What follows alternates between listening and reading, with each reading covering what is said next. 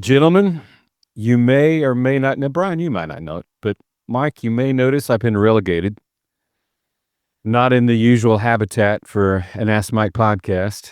Yeah, you're like in the she cave or something. I don't know what's going on. Hey, easy. That's still my diploma up there, buddy. But I got a house full of to the couch. house full of grandkids. So yeah. and Hey, my third one was born Tuesday. That's are the you Mike kidding Lunny me? excitement. Congratulations, man. Yeah. Michael Lunny. Aw. So that middle name means that his college will be paid for. All right, there you go. That's the deal, right? Hey, got the memo. It's like an NIL licensing name kind of thing. Right. I signed a contract. I work for the Texas Tech pitcher, softball pitcher. So I guess that'll work. That's right. Hey, it'll work for there. It'll work for Mac. Mac will go anywhere he wants to. Nice. Grandpa will take care of it. Gentlemen, how's everybody doing? Man, I'm doing great. Well, obviously you are. June. Congrats. Yeah. It's June. Does that mean It's relax June. yet? It does. It's also a nervous anxiety because I feel like I should be working because I'm one of those weird people. But I got to remind myself to chill out and take some time. So I feel you. Even after 31 years of teaching full time, I was joking with Rick before the podcast started that I still feel a sense of relief when it's June. It's And conditioning. there's no reason to. It's like Pavlov's dog. Ring the bell. Mike relaxes. Pavlov's band directors. Developed.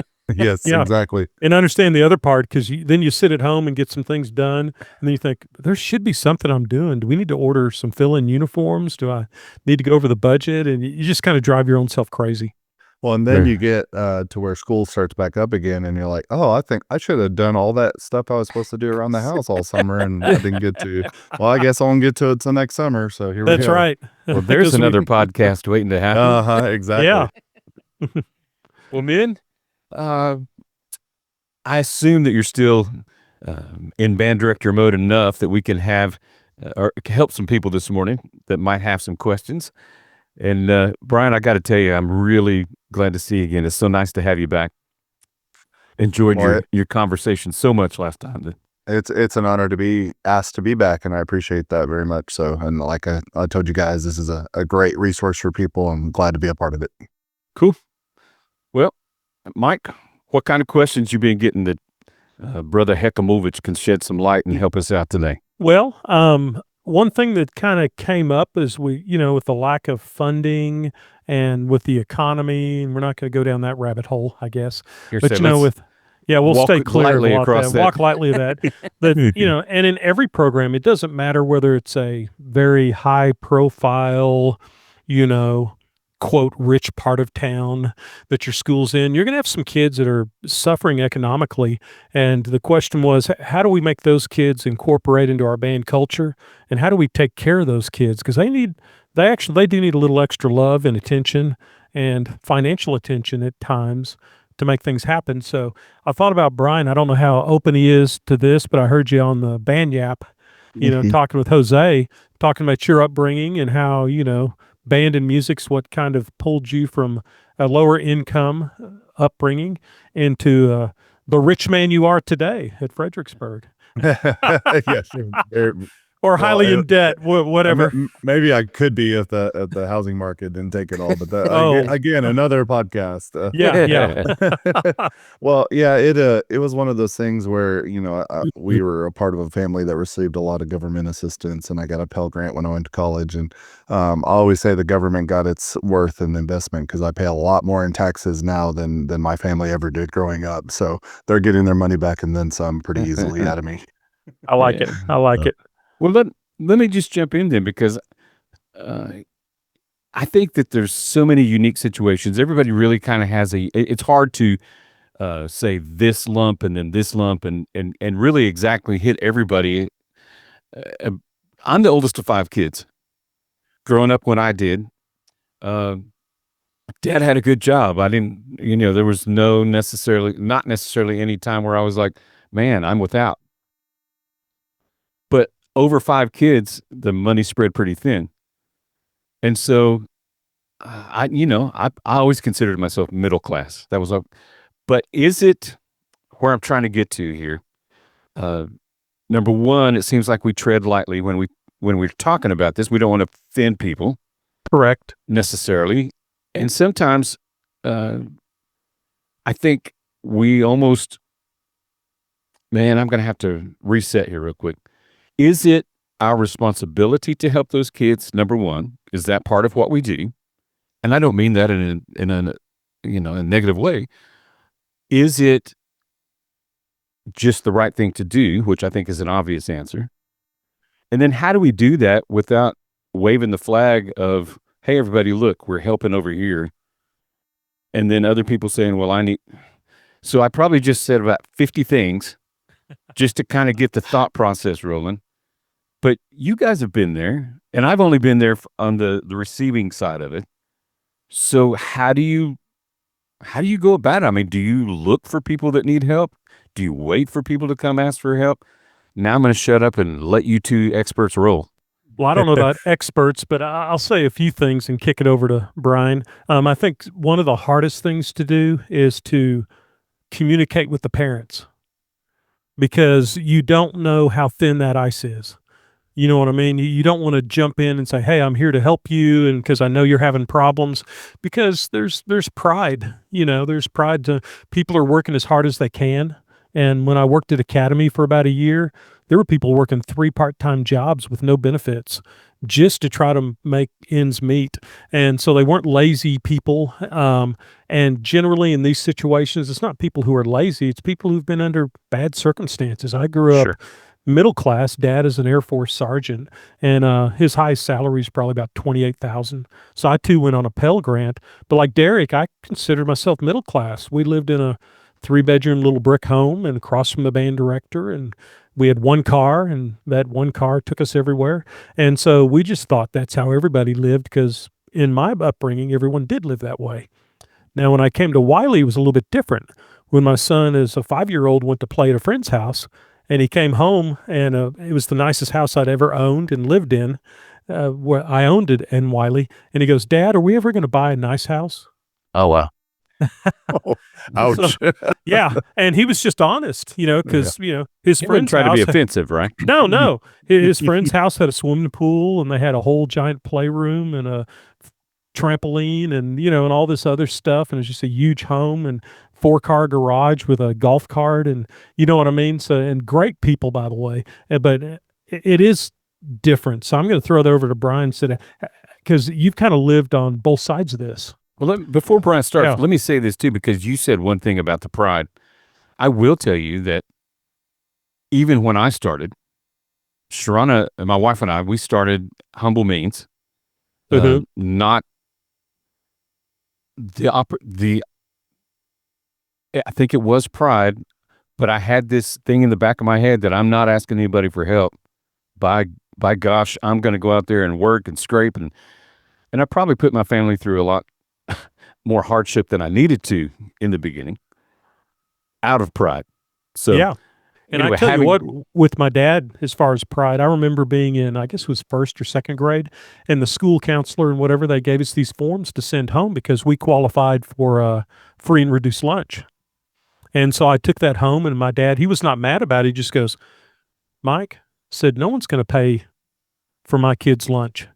He said, I'll work an extra job at the gas station or whatever. And that was his sense of pride growing up as a farm kid, and it was there for the taking. And I was just the messenger. So when I say that, there's also a sense, and Brian, I am leading to you, I hope. Yeah, we'll get to you, Brian. No problem. There is a sense, I think, of band is expendable income, or it's income, disposable income. That's what I was trying to say. Yeah. That for the hardworking guy that's trying to just get food on the table, man, I appreciate that you like band, but that's money that we got to spend somewhere else. And I hope that speaks more to where we're headed today, Mr. Hecimovich, that you can speak to from both sides of that coin. So I think so. And as we talk about this, obviously there's so much more we can fit into probably a year-long podcast, but it's also understanding that every situation is a little different. And you were talking about pride, and pride in good and bad ways. Some people are very gracious. Some people are very offended when you offer help. And so you got to walk that fine line and that balance. And ultimately, we want what's best for the student. Right. And that's what we're all here for. And so I think something that runs parallel with that is I grew up in a program that many would consider to be unsuccessful. And I say many because I'm down in the San Antonio, Austin bubble where, a lot of premier bands are, and obviously Fredericksburg's very competitive. But we legitimately cheered there at Texas Tech University when we got a 2 my sophomore year as a marching. And it wasn't ironically. We cheered because we were proud of that. And so I want to just give everybody who might be listening who, you get down in the dumps on UIL scores or ratings or whatever, and understand that you're still making a difference. And keep working, keep grinding, be competitive and all that good stuff. But I grew up in a program where I didn't even know what area marching contest was. But I still loved my band life, and my band director was super influential in me and a great man. And so that's really important to understand too, that you don't have to come from this thriving so-called competitive program to understand that you're making a difference in these kids' lives. And so well said. Well said. Yeah, and I just think it's important for people to hear that, because we get very wrapped up in, even as adults, in social media, and OPS results are coming out right now and everyone's posting, and they should be posting what they got. They should be proud of their students and proud of themselves. But there, for all those people that are posting, winning or placements or stuff, there's people who were at the bottom of those lists or who didn't even enter because they didn't feel like they could. And so those kids are just as important as any other kids.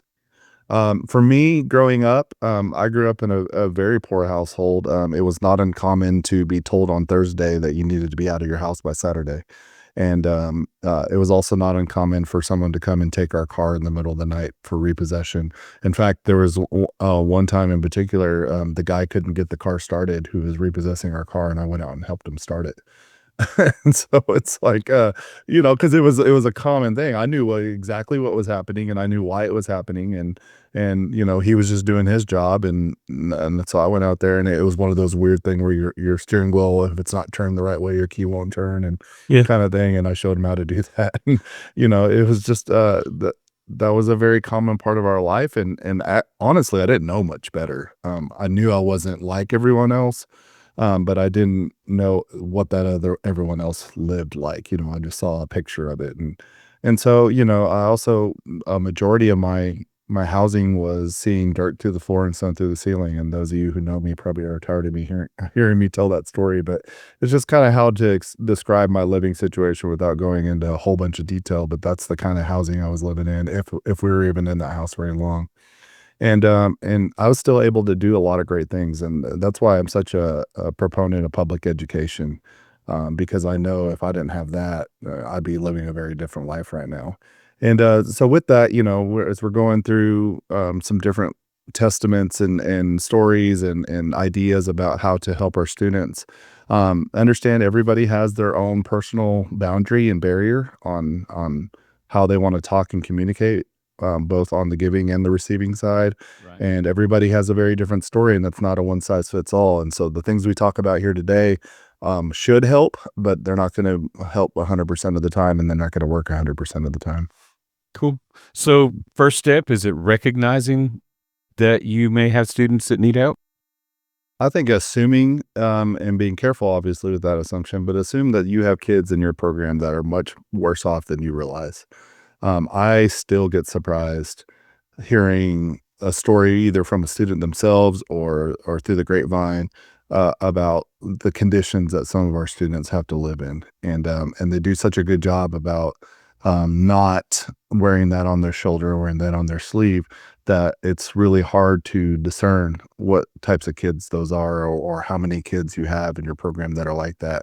And it's just, I think part of it being an open and honest culture and program, that the kids can finally feel comfortable. And some of them will never feel comfortable, but some of them will, that they can come and talk to you or express or even drop a hint that they might need some help, or that they're in a different kind of situation. And so that's exactly what I was talking about when I was saying we can't solve every single problem, but there there's that culture and that welcoming atmosphere, I think, is where we start. Very cool. Yeah. And I think too, one thing that I would do is if a kid was dropping band, especially going into their freshman year, I would double check to see their status with the counselors. How did the school have them listed as free and reduced, as, helping them out or whatever? Because then I could kind of get a bead on the fact that it might be, like Derek mentioned earlier, it might be a situation where mom and dad are going, hey, we can't do all this marching band stuff because we've got to pay the light bill, or we've got to do such, our grandma's sick, or whatever the situation is. And then you try to build a bridge somehow, to call them and say, hey, or why are you dropping band? And then somewhere along the way, when you feel comfortable with them, you literally say, is this a money issue? Because we can fix the money issue. So and I always just, instead of saying it's a money issue, I just always say it this way: if you would like to be in high school marching band, I will make it happen for free. That's right. And that way it's not, is this a money issue? Like, give me a copy of your income tax. So if that's an issue, it'll be free and no one but you and I will know. That's right. Yeah. And we'll figure it out. Letting that be known, every meeting, parent meeting or document that's sent out, we advertise that much. And yeah, of course, I'm sure along the line, someone somewhere has taken advantage of that didn't need it. But, for every one of those, I'm sure we help 10 more. And so I still think it's a great payoff and a good investment into our students. But yeah, letting it be known that there is a lot of financial obligation to what we do, especially at the high school level. But there are means and ways for everyone to be able to participate. And one thing I always say is I've never had a student not be able to participate because of finances. That has never been a barrier that we've let stop somebody. And another kind of sideline to that is, this is just my experience, but the kids who are economically disadvantaged, if I somehow was able to help them, their parents would be some of the hardest working band parents that you could depend on. Even though they faced pretty grave circumstances, they'd be the first ones to sign up for concession stands, to help out with stuff, to work with uniforms. And on the other side, the family that had a surgeon and a family practitioner as parents, you might not ever see them until the spring concert. That's right. And that's a pretty broad brush I'm painting with. You know what I mean? But it's the old joke of, I've been told by my son, I said, how do you keep a secret from a surgeon? You write it on a Post-it and put it on their child's forehead, because they never see the child. Yep, there you go. That's how you keep a secret. But they're those salt of the earth, just trying to everything they can. There's that certain sense of pride that makes them also want to be somewhat beneficial to your program. They're going to help out anytime you need something. Well, and there's always a will and a way to do things. I started on trombone, and we were doing the rental way of doing things, and I switched to tuba. And one of the reasons I switched to tuba is because the school had an instrument, right? And I wasn't able to afford the rental payment, and we were getting those awkward phone calls and stuff like that. And Derek, I know on that side of things for you is that's never a fun part of the business, I'm sure. And so with that, it's there's always a will and a way to do things, with the expectation of the student. One of the coolest payoffs, and you're not going to get this with every kid, but one of the coolest payoffs I ever had was just last year, or 2 years ago, excuse me. We had a trip that we were doing, a rather large trip, and I had a student come and talk to me, and she said, can you tell me how much I owe on my trip? And I looked at her and I just smiled real big, and I said, your trip is completely paid for.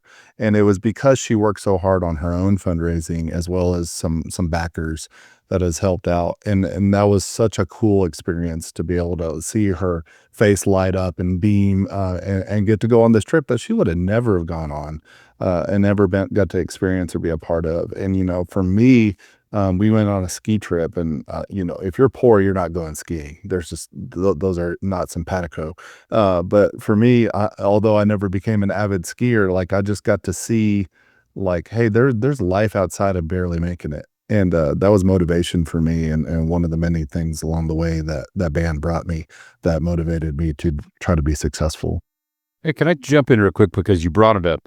I just want to say, the people that I work with, the people, the store that I run, and the way we choose to, we're not going to band saved my life without being too dramatic about it. Band is where I figured out who I was, where I fit, and found my community. And I wasn't some kid stuffed in a locker scared to walk down a hall because I was 4'11". Music education in general is one of the most important things to me. And so we made a decision a long time ago that every kid deserves that opportunity. And if we at my store, we're going to make that happen. We do have things that we do check to see what's affordable, but we will get you an instrument and get you going to have that experience, because there is not a price tag that I could place on what music education did for me. So I just want to throw that out there. I guarantee you that I'm not the only person that feels that way. We do have processes, we do have procedures, but our number one driving force is that every kid that wants to has the opportunity. So I just wanted to throw that out there. Don't be scared to talk to when it comes to that rental process. Don't be scared to say, here's where we are. Mm-hmm. We'll figure it out. And I'll vouch for that. I appreciate that. Yeah. You've been really good. The programs I've worked in with your store, Derek, that, if there was a problem, then things were always addressed unless the parent was just totally obstinate. You know what I mean? It was like if they said, well, I remember my road man, I guess my educational representative, we have to be politically correct now. We call them road toads. So what road toads, the road toad would simply say, hey, this horn, they're behind on their payments. And then what can we do? And they can't contact them. So I can contact them. And they said, hey, they can do $10 a month. They can do $8.50 a month. And as long as there was some sort of effort being made, there's never been a time that my local music stores have ever said, no, that's not going to work. We need to pick that horn up, Yeah, and that in itself is a learning process for the student and parent to understand. Like if you just communicate, and we talk about that with kids all the time, communicate your needs, and 9 times out of 10, people are going to be understanding, and at the very least, they're going to help, if not take care of it for you. And so, Derek, that's really great to hear that. And I've had similar experiences with our people down here. And it's always nice to have people in your corner who are there for kids. And, you have a business to run, and all these companies do. They have to have the means to be able to do that. So they have to have policies and procedures in places where they're able to make that happen. So, but I just want Mr. and Miss Band Director to hear that. Talk to the rep. Tell them what's going on. We want to help. Yeah. At least we do. So yeah, of course. And I think 2 real important things in this whole thing is, number one, I think as a teacher, you've got to be really authentic, and that sounds very cliche, but authentic, and build that relationship with the child and the family. Because believe it or not, and I know that anyone out there listening, there's lots of situations when I worked in some towns where the band director was considered kind of bougie and rich.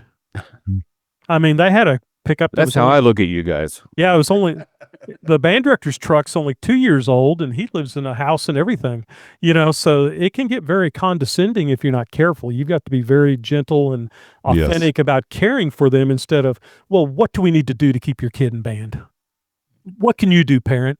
It's like, hey, what's the situation here? How can I help you? And approach it that way. Because our biggest goal, in my humble opinion, we want the kids to belong somewhere, because if they're socially disadvantaged, economically disadvantaged, there's a certain amount of being ostracized to begin with. Yes. You know what I mean? They don't have the right prom dress, and they don't have the right thing for winter formal, or they don't have whatever. They didn't get a car when they turned 16, and there's that sense of people are pigeonholed. And I think we're very fortunate in band, because in band, I could have a kid that, mom and dad were multimillionaires, sit next to a kid who dad's truck barely runs and gets them to the construction site, and they can all perform together and actually be friends. Yes. What other place in the world can that happen? It just doesn't, And our uniforms all look the same, and we all. Yes. That's right. That's right.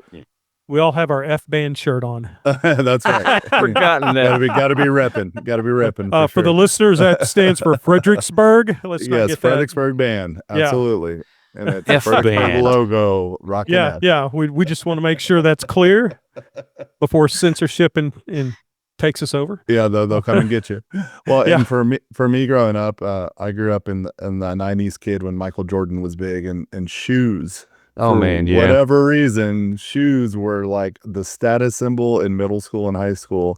And if you didn't have the latest Nikes or anything, and I had the Payless shoes, I had the Hakeem Olajuwons, like I think a kid today would be like, oh, I have my Temu shoes or my Wish.com shoes. So I had the Payless shoes, and I wore them proudly, but that was always a big thing. I just remember, and I look back on that and laugh because I don't know why it was such a big deal. And then, of course, vehicles.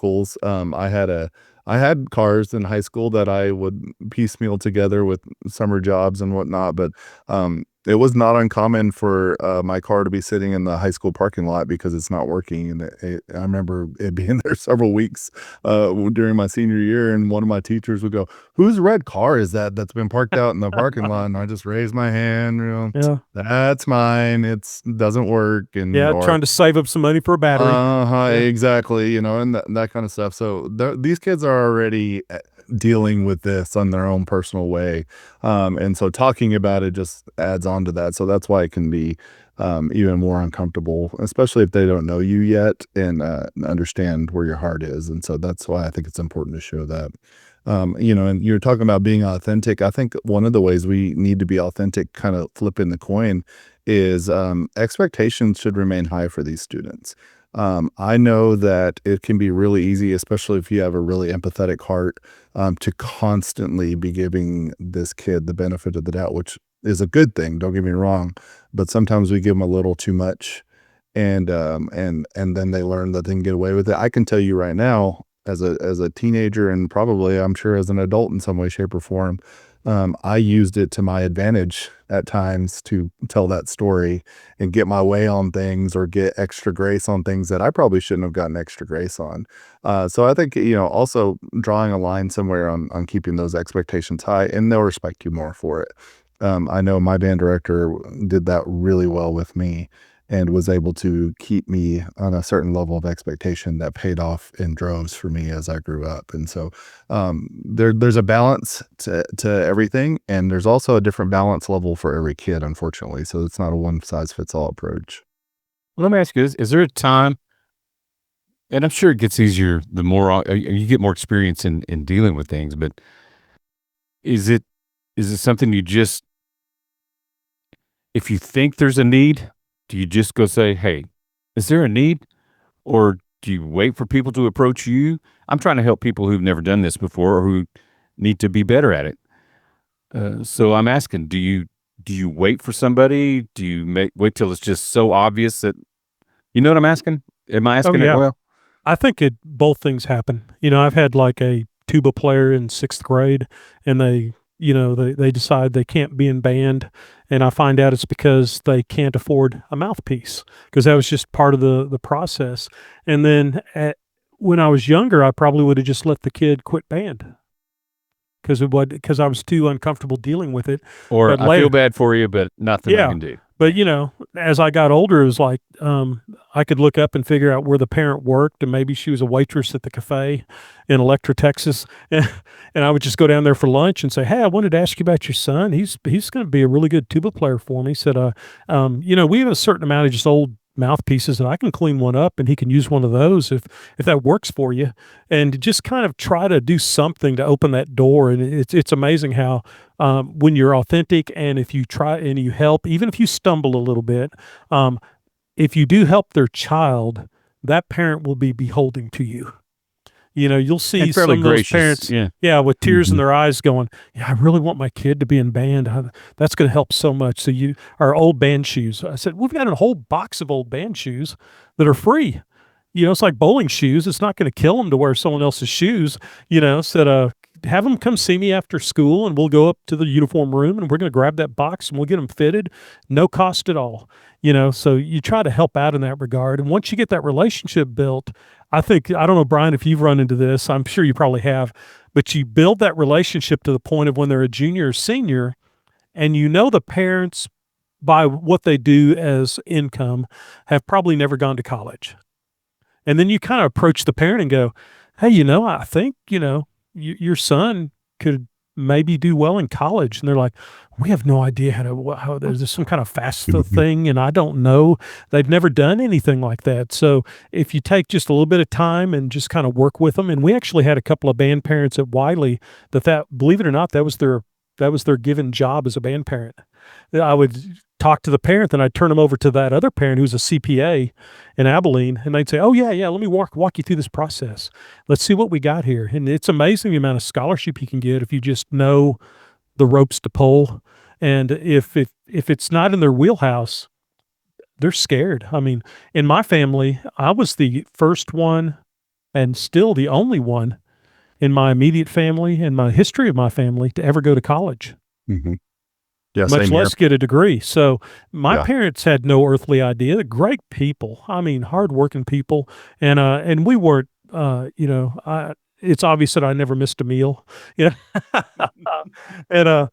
all my stuff was paid for, and we figured it all out, and there was no dire straits. But when it came to college, I remember my dad going, I'm not sure, Mike. I think this might just be a waste of time, because he had no concept of what college was. Or would do for you. Yeah.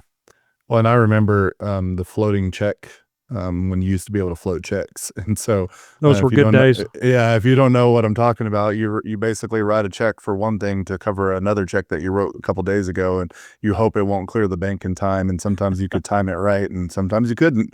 And I played that game a lot in college. The ultimate was putting the electric bill check in the water bill envelope. And the water bill check in the electric bill envelope. So that gave you about a week and a half. Right. Because they would get to them and they'd say, he sent us the wrong check. And they'd send it back. Oh, yeah, I've got the money now. I did a couple of playing gigs and worked at the pizza place. I'm good now. That's right. That's right. Well, nowadays you can't really do that. No, everything's so instant, and that's probably for a good thing, because I remember always wondering, looking at my bank account, because I wasn't good at keeping up with it, and going, oh, I got this much money, not knowing that $300 check or whatever I wrote hasn't cleared yet, so forget about it. I figured as long as there was checks in the checkbook, I was good to go. You're good to go. Yeah, there must be money. Yeah, absolutely. You can just write that for whatever. There's a movie about that. Yeah, there is. There is. Great movie. So, well, I always, I never had a problem talking with kids about this and having an awkward conversation. I always tell them I am awkward, so I can speak awkward. And so I'll pull them in and, very graciously, and just talk to them and say, hey, is this a financial problem? Is this a financial situation? And just want you to know that I'm looking out for you. And if you just kind of wrap them in that comfort and let them know that you're there to support, even before they have a chance to answer, know that you're there to have a good conversation about this, and that you can help them out. And so I've always done that, but I still get surprised with kids who will come and tell me that they need help, which is great, and I would have never known if they didn't say anything. You can learn a lot by looking at their profiles and their all their IEPs and whatever from their school profiles. Everything's online through your program that you use at your school. Just looking through those, obviously you're supposed to be looking through the SPED stuff, but there's more information in there if you kind of dig in a little bit. You'll just learn a little bit about the kid, and it helps you approach them in a different way, and then that's been really helpful for me too. One thing you said, I would like to say it again, is I think sometimes we create more of an awkward issue by trying to sneak into a conversation than just having a conversation. Mm-hmm. That's a good point. Agree? Absolutely. Yeah. I always tell the kids, you want me to be nice or you want me to be honest? Now, not in this situation. I don't say that, sure. But just, hey, how do you think that performance went, or how do you think that run went? Do you want me to be nice or do you want me to be honest? And of course they always say honest. And I just try to I'm a direct person, so it's a little more comfortable for me. And I understand that it doesn't work for everybody, but everybody has a way. And you have a way of communicating with kids that I don't have, and vice versa. And so using that to your advantage, you can really help out those types of kids. Another thing that I like to do is, we went on a Disney trip in Blanco several years ago, and I had a teacher come up to me and say, hey, I want to just pay for 2 kids. I just want to play completely 100% of their cost. And I want to make sure that I'm covering 2 kids, and I want to give them some spending money. And that's awesome. I was just, which is wonderful. And I was floored by that, and especially coming from a teacher. And then that made me realize I need to make the opportunity to give available to parents and staff who want to. Now, if you go to the well too much, you become annoying and people ignore you and stuff, of course. But I always shoot out like, hey, if there's anybody that's looking to sponsor a kid, let me know. And you'd be surprised who will come forward. And most of them don't even want anyone to know that they're doing it. And this particular teacher just wrote me a check and said, don't tell them who gave it. I don't want to be involved. You just bless 2 people. And so we were able to do that, as well as going to, your boosters, of course. We have financial assistance through our booster program. Businesses, you can tell them the same thing that you're telling the staff and community. And, I've been known, especially when we've really needed it, just to throw it out on Facebook and say, hey, if anybody's willing to sponsor a kid for this specific thing, a trip, a instrument or whatever, please reach out to me. No pressure, of course. And you'd be surprised who will come forward and just want to help you, want to help take care of kiddos. Yeah, and Mike and I have talked about this before. The Lions Club or the Rotary Club. Mm-hmm. It's good to take the jazz band down, or somebody that's getting ready to go to state salon and just kind of show off your kids in front of them. And Mike said he always had people say, hey, pull him aside at the end. If you need some help, let me know. Yeah, just let me know. And I like what you said, Brian, because preemptively you can solve a lot of issues. It would cost $100 a kid for a junior high kid to ride the charter bus, go to Six Flags, have some spending money, pay for their ticket. And about, a month before we started taking payments for the trip and for people paying for it, I would always just shoot out a email, and they knew it was coming, but it was an email blast to every band parent, because we had 700 kids total in our program. So it's like 1,400 band parents, and I just say, hey, if you feel led to donate $100 or whatever you want to help out, we're going to have some students who aren't going to be able to go on the trip because I said this happens every year, and they just won't be able to make it. And if you'll just take that money or that check and put it in an envelope and just write VIP on the front, and have your kid bring it to school and hand it to me, and we'll put it in the safe, and we will use that money. Because then when a kid, like Brian said, when they come in and you talk to them, it's so nice. Like I loved your example with the Disney trip and so forth. When the kid, because they're awkward trying to explain to you that there's a money problem, because it's not the kid's fault. It's not even necessarily the parents' fault. But if you can just immediately go, no, we've got a whole bunch of parents who you're taken care of. It's so fun. Yeah, it's so cool. Fun to do. Yeah. Yeah. And said, you'll never know. But again, with like Brian, I think he can attest to this. Boy, if you pull this off, you've got to have a good relationship with your band parents, and because they're giving you money with no earmark. Yes. So if you're the first year teacher there, they don't know if you're going to use that to pay gas for your pickup or whatever, so you've got to have that trust built up. Say, Brian or Mike and Mr. H, Mr. L, they're going to use that money correctly. And we actually always had a few extra $100, and we used that, to just put in that one little line item in the activity fund, and we'd use that for later. And that kind of built up over years. But like to Derek's point, yeah, the more you go and talk to civic organizations, it is amazing how many people they do want to give. They do. And we started the Skyriders and rebooted them. We had one lady that donated $100,000 at one shot. Her sons had marched in the Corps back in 1970 something. She said, I just think this is a cool thing. So here's $100,000. And I was on that committee or whatever as a board of directors. And I said, do you want this earmarked for like food, whatever? She goes, I don't care. What do you need it for? Go for it. Yeah. Because I was a bus mom for the Skyriders for 6 years. In the 70s, said, use it for whatever y'all need to use it for. And boy, that really frees up your hands, where you can buy electronics and you can buy equipment or uniform tops or whatever. So there's people out there. Mike, I think that speaks to a point. She knew what was going on. She understood the cost. She had a realistic grasp of what it took to make that thing work. So I think that's another part that's important to us as directors, as educators. We have to educate other people that this stuff doesn't just happen. Right. It takes a bus, it takes food, it takes uniforms, it takes these things, and not everybody's able to do that. Yeah. And I tell you what, in Abilene, I would not call Abilene, Texas a rich city, but there's so much philanthropy. It is amazing. There's generations. So it's a giving cities. Yeah. It's a giving city. I mean, it's amazing when you just put it out there, said, this is what our band program's doing. We'd like to get a 5-octave marimba because we don't own one. And we had one doctor show up who's a anesthesiologist, and he just wrote a check for $15,000 and said, I'd like to pay for this. And I always ask him, I say, do you want some sort of recognition for that? Do you want us to put this out as 1 out of 100 will say yes. Because there's in philanthropy, if you deal with enough, and I know we're getting from the kids who are economically disadvantaged to the philanthropist, but the two tie in. And most people who donate like that, like in my situation, there's like generational philanthropy.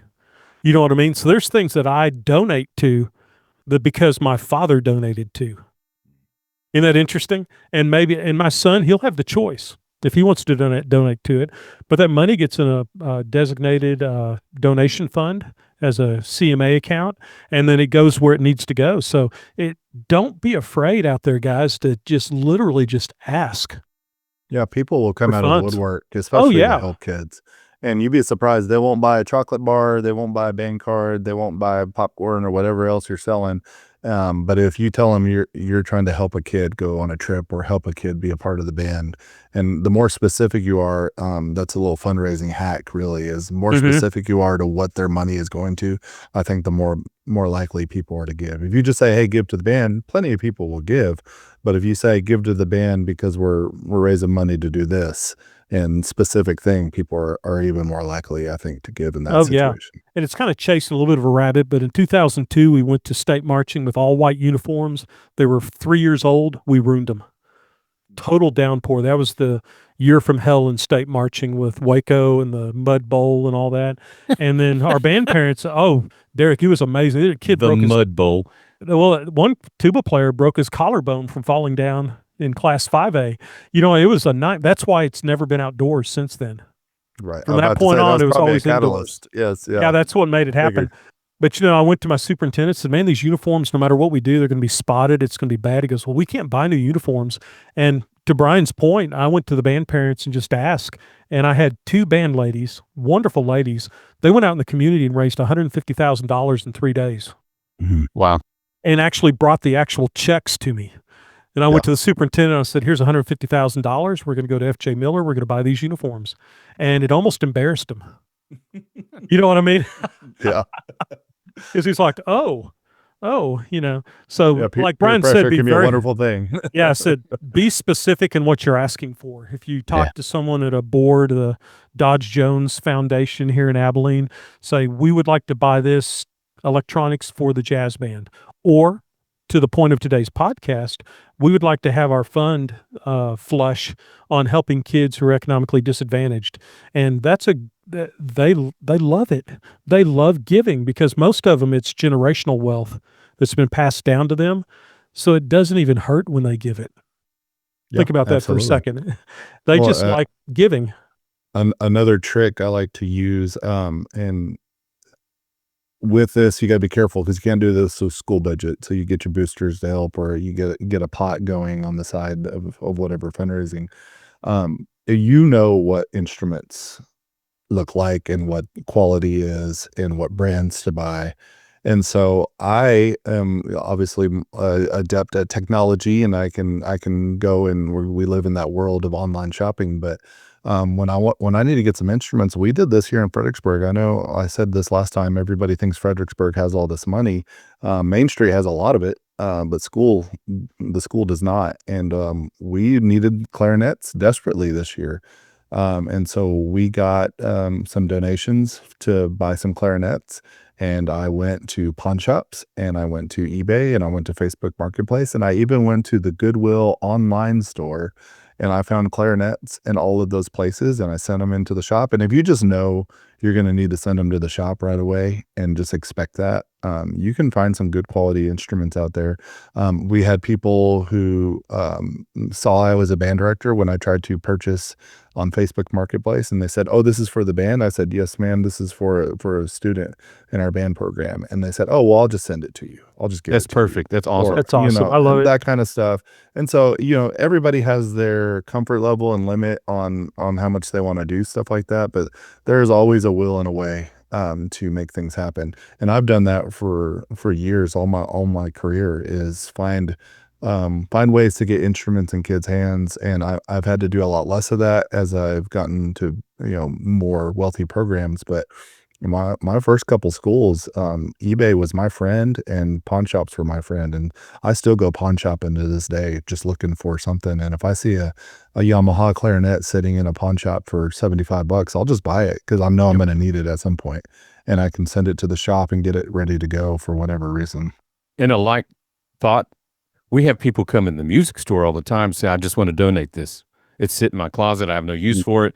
I realize you're not going to give me very much money because they know me, but we'd like to go ahead and donate this.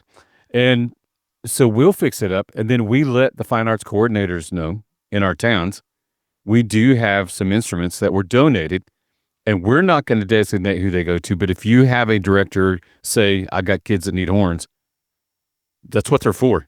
Just let us know. So and listen, when we go to other towns, it's not uncommon for us to go pawn shopping. Mm-hmm. I mean, we can find used instruments that we can fix up and resell all the time. So, well, I think that's important to know, is establishing that relationship. If you're a road guy and your music company is worth their salt and worth investing a good relationship in, which most are, you do that, and you're going to find that they're going to find ways to help you even more. And I know there's a lot of times when I'll say, hey, this is an instrument that needs to get fixed. And they always go, well, is it a school instrument or a personal? I'll say, it's a personal, but I need it fixed. And he'll just look at me and say, okay, gotcha. Because we have that relationship. We spend thousands of dollars with this company every year that they can eat, the cost of fixing an instrument, and helping out a kid. And you get a lot of that back and forth. So I'm not advertising that for you, Derek, but I know that's a thing that, building that relationship, just piggybacking off what you said, opens a lot of other doors and opportunities. And everyone is out there just trying to help band be successful. Right. Well said. And I tell you what, guys, another thing to kind of think about when you kind of keep peeling this onion to different layers, once you get past the point of where, you're talking to a parent or a student, mainly a parent, about, trying to make this work, I always delve into the idea of, do you realize what band's going to do for your kid? And my number one thing as society progresses or regresses or whatever you want to call it, is said this band program can give your child better mental health. That's my first horse out of the gate, said, because for me it was. I grew up an Air Force brat, and band was where I belonged, and those are the people I trusted, and to this day I still trust those people, and it gave me a place to be. And so we don't want them to quit, and it can help them succeed. There's all the studies on academics and testing. I'm not sure about all that. I'm not sure if it's just kids who are in band tend to be the ones who would have done well on a test. We attract them, yeah. Yeah, or did studying music actually make them better testers and intellectual beings? I don't know, chicken or the egg kind of moment. We don't know what really came first. But it's a great speech. It's like, hey, like at Fredericksburg, I bet probably half the top 10 kids are band kids at graduation. That's a great one to drop on a parent and said, hey, it's, your child's going to be better for being in band. We're here to help your child. I don't know. Yeah, I'm kind of rambling on. Well, no, and I think you're right that we had several in the top 10 this year, which I know a lot of people have. We, of course, had salutatorians and valedictorians in the past. And I used to tell my principal in Blanco, I said, if you would let us have band before you start that test, I said, your band students will do better. And it's not because I'm trying to be greedy and want an extra rehearsal. I mean, that was probably part of it. But, what it does is it gets those kids going in the morning and gets their brain working. And obviously that's a benefit to everybody, no matter. And I'll tell kids that, and they're like, well, I'm still bad at math. And I'm like, yeah, just think how bad you would be. Oh, yeah. You'd have been really bad, son. That's right. That's funny. Guys, let me take a hard right turn here, because we all want to help. We've established that there's avenues for helping. We've talked about the fact that it just needs to be a conversation. It's not hard to help somebody. We make it harder than it is. We are like, I don't know how to start that. Just go have the conversation. So we've got that. But are there responsible things that we need to do that go along with this? Is there record keeping that we need to? And I'm not trying to be ugly about it. I'm just saying, money in a safe. Mike said that. I've heard lots of horror stories about money in a safe that is unaccounted for. So is there something, if I am if I recognize a need and I want to help somebody, is there something I need to do to, gosh, such a callous way to say it. Do we need to cover myself? Yes. Oh, there's no doubt. There must be a paper trail on everything. Even, in fact, towards the latter part of my career, we accepted no cash. It just wasn't acceptable form of transaction was cash, because with a check that gets deposited in an activity fund, and then only we know, but then that check is cut from the activity fund to pay for that child's Six Flags trip. So there's an actual paper trail. So it's not like Mike skimming 10% off the top, or, hey man, I need to fill up my truck, man. I just got $100 in cash. I get it. And I wasn't even going there, but you're right. You're right. You're exactly right. I've heard of people getting in trouble because they just had unaccounted for money hanging out in the band hall. Oh yeah, no doubt. In fact, at Wiley, we had a forensic accountant we had to meet with at the end of every year, and his job was to catch us stealing money. What an awful job. That's what it was great. It was great because when you got into it, you just laid out all your books and stuff, and they'd ask you questions, and you'd answer all the questions. When they were all satisfied, they had a notary public there, and he would sign the paper. I'd sign it. They'd notarize it. They'd do 2 copies. One came to me. One stayed with the school. And that way, next year, if someone said, Mike, there's like $1,000, I could hold up the piece of paper. So, the forensic accountant from El Paso has said that my books were cleared and everything is correct. And I'm a real believer in that. Like money that comes through the band hall needs to be counted by 2 band directors, or a band director and a good band parent or whatever. But there should never be a moment when one person's accepting all the cash and then spending cash on the kid. That gets weird. You know what I mean? It just gets weird. So I don't know how Brian's handled that. How do you guys handle that? What's the process, Brian? Yeah, well, I think giving it to your boosters or your activity fund. Boosters obviously give you a little more flexibility. But even a booster account, I walked into a school that had just gotten off an embezzlement settlement with a parent who was showing up every meeting and saying, hey, books look good. Here's the financial report. Of course, she just typed it up and made it look like we were doing great stuff. And there was no bank account or statement associated with that. And nobody would ever have assumed that this parent was doing it. I had 2 kids in band, and of course that all starts with good intentions, but then, things happen. Mm-hmm. And so now I walked in and they didn't want to spend any money because they knew what it was like to be a broke booster organization, which is very difficult. And there was a lot more safeguards in place, which made it challenging to work with, but they had been burned. And so you understand that. And that's how you don't get burned, is you have accountability. So they have things like 2 people must sign a check. They have bank statements must be available at every meeting, the most current bank statement. So it's not just a financial report you made up. And so for us, it's being accountable to that and giving that over to them to have that be accounted as well as what we're doing. So let's drop down let's go back a few years, Brian. Mm-hmm. I think what I hear automatically is don't do it all yourself. Yes. But if I'm in 1A, if I'm in, small school, I don't have a booster club. I still got kids that need help. I still got people that want to donate and help them. Do I go to the office and say, hey, here's what's happening? Is it... And I'm creating fictitious things, but I think they're realistic in some situations. What do? I want to help, but I want to make sure that everything is on the books and above board. Yeah, and when I was in 1A, the front office helped me out. Mm-hmm. Because we were told, do not leave any money, of course, in your desk, but even a safe. We do not want any money left in the band hall. And they would give me a little bit of flexibility for like selling reeds or whatever, but they didn't want like the whole Disney trip sitting in my, $20,000 of whatever. So I would go to the front office with that bag, and then the secretary, I would count it and say, this is what I got. And I'd give it to her. She'd put it in the office safe, and then sometime during the day she'd pull it out and count it and put her sheet in there, verifying that's the amount of money that's in there, where it's being deposited to, what's the initial intent of what this money is going to be used for.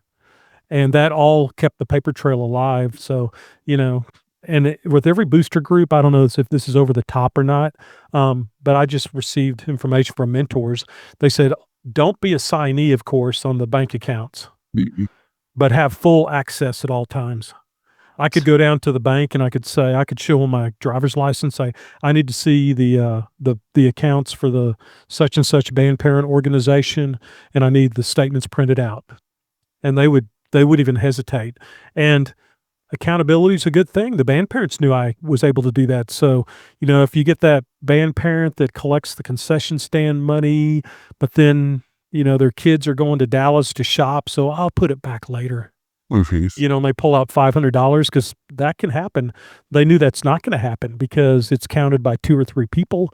There's a paper trail. And this is to protect us as educators, protect the band parents from legal issues, and most importantly, to protect those kids that are economically disadvantaged, because they don't want to have it blow back on them that, where'd you get that money from? Right. Yeah. And for me, when I was in 1A, it was our CFO.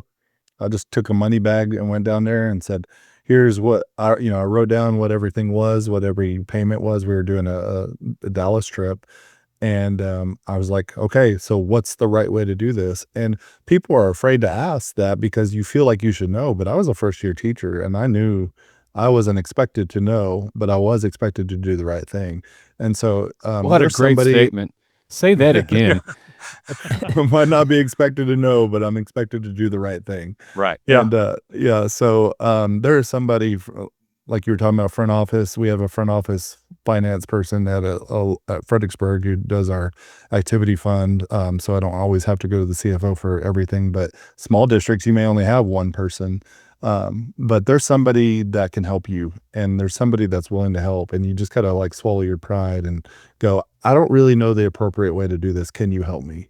And just asking questions, and it's common sense. No, it's not. No, it's not. It's common not. sense because, and when you're at home, a lot of people, you get money and you just put your money in your wallet and you go about your business, or you get a check and you deposit your check and you go about your business, and you don't think about the extra steps it should take. At least I don't, to make sure that money is tracked and everything. Well, at school is very different. And not only are you, dealing with money, somebody else's money that isn't your own, which is already, something that needs to be looked at. You're a steward of the budget.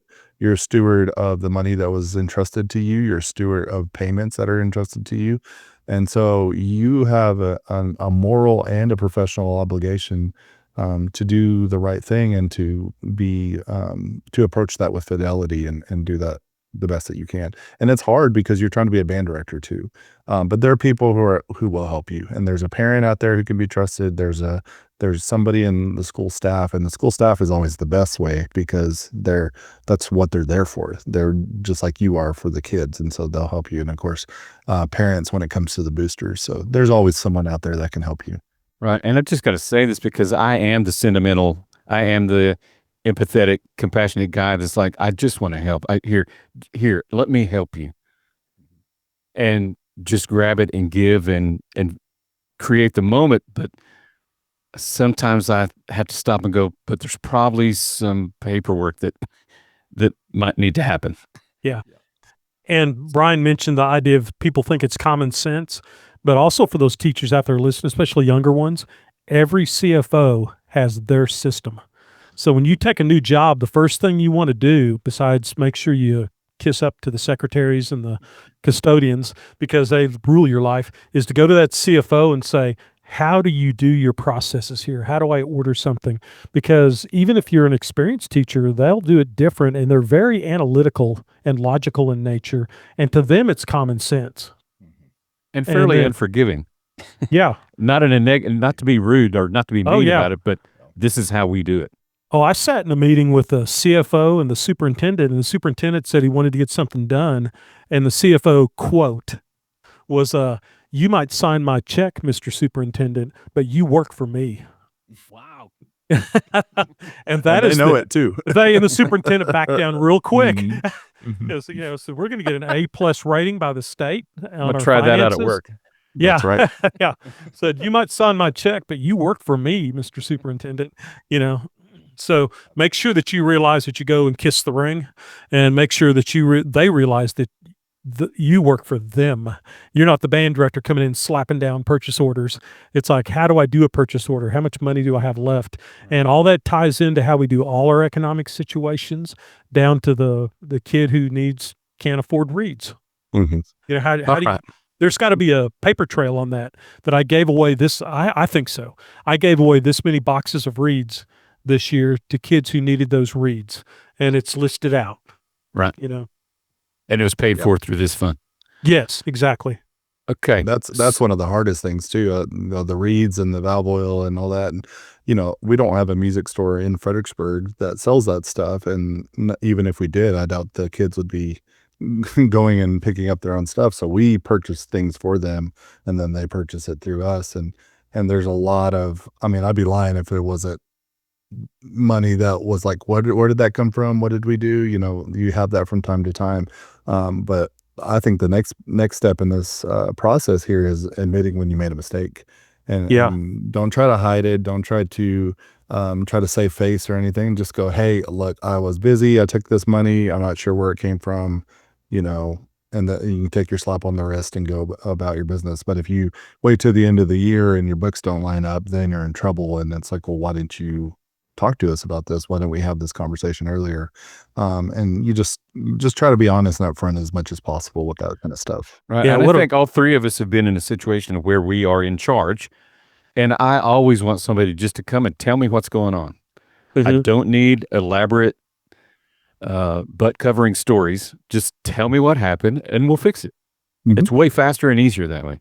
Yeah, and the old quote of "it's easier to ask for forgiveness than permission" doesn't work with money. Does not work with money. Does not work with money. It works for other things, but it doesn't work with money. It's better, like Brian said, to come in and take your slap, take your chewing, and just say, hey, this is what I did, and I bought this under this line item, and it's not correct, and I screwed up. How do I fix it? Instead of waiting to the end of the year where they go, what are you doing, Mike? So I say this all the time to people that work with me. I say, I understand what you were trying to do, but next time let's do it this way. Yeah, let's do it better. Yeah. So don't be sorry, be better. Okay. So all of these, we've kind of scattershot at the general thought today, and I think we've made some great points.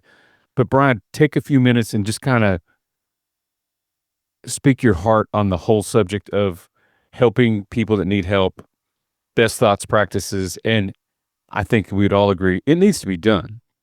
Yes. Yeah. So before I do that, I wanted one more bullet point I wanted to talk about. I had a fun story. There is so much technology available today that can help people in many different aspects, whether it's fundraising or teaching or anything like that.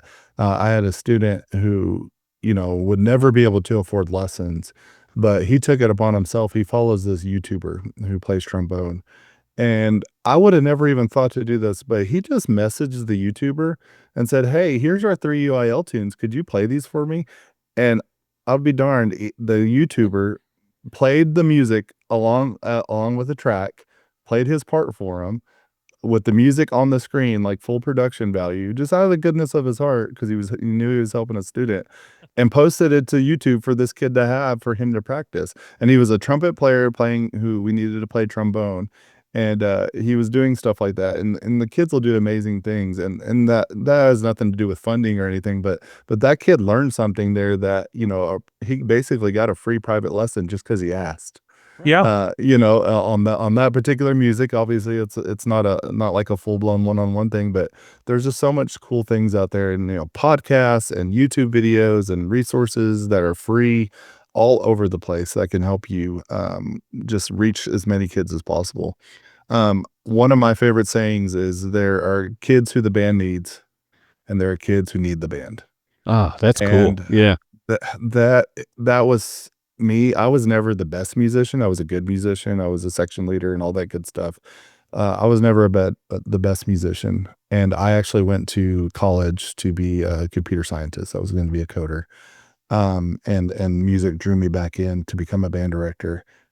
There are people out there who you are helping in so many different ways that you will never know about. I had a student who I taught 15 years ago from that 1A school I was telling you about, and just said, "Thank you so much for all you did for me and all you taught me, and you made band fun," and just would just gushing over all the cool things. And I was a first and second year teacher at that job. I didn't know what the heck I was doing, and I never knew I was making any kind of impact on hardly anybody there, much less somebody that's still remembering 15 years later.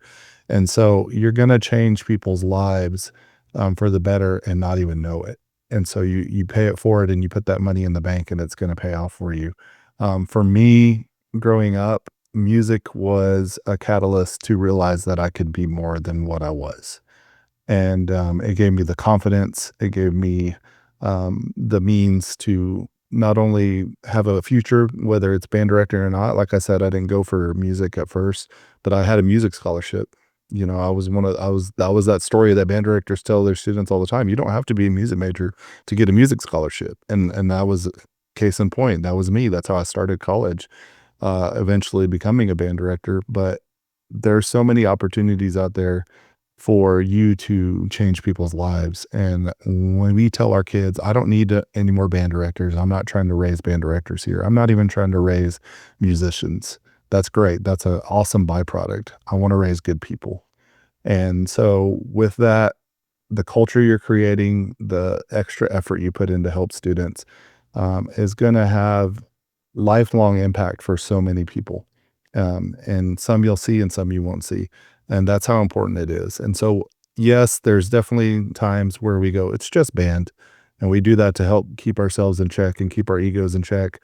But the amazing thing at the end of the day is it is band and it is music. It's a universal language that speaks to everybody. And the last thing I'll say is I tell kids all the time, I've never met anybody who regretted being in music. It was always the other way around. And so do your best for your students, no matter your situation, and you're going to leave an impact in a lot of people's lives. Hear, hear. Perfect. That's so eloquently said. I don't want to add to it. I'm trying to figure out how to end the podcast now without screwing that up. That's right. Don't screw it up, Derek. Just say, Brian, that's exactly right. Thank you for being here today. Oh, well, if you're one of my students listening, you probably could recite that speech word for word, I'm sure. Oh yeah. Oh yeah. Oh yeah. But it really is one of those things that, golly, it's just such a cool thing that we have. In Texas, obviously, you would think with the political culture and the rustic culture of our world, who in this state of maybe not being as friendly to the arts, but it's exact opposite. People appreciate the arts and appreciate band, and we have such a cool thing going in this state, and it's awesome that we get to offer our kids these opportunities. Amen. All right, y'all enjoy June. Will do. Yes, sir. Go get the honeydew list knocked out there, Brian. Well, I'm gonna eat some barbecue, I think, and then we'll see. Then we'll get there. We'll see. Maybe take a nap. I like the way Brian thinks. Yeah, some barbecue, take a nap, watch some true crime videos. That's right. Be good. Yeah, well, that's y'all right. Exactly. Have great weeks. We'll talk again soon. Thanks, guys. Appreciate it. Thanks. Hey, thanks for being here.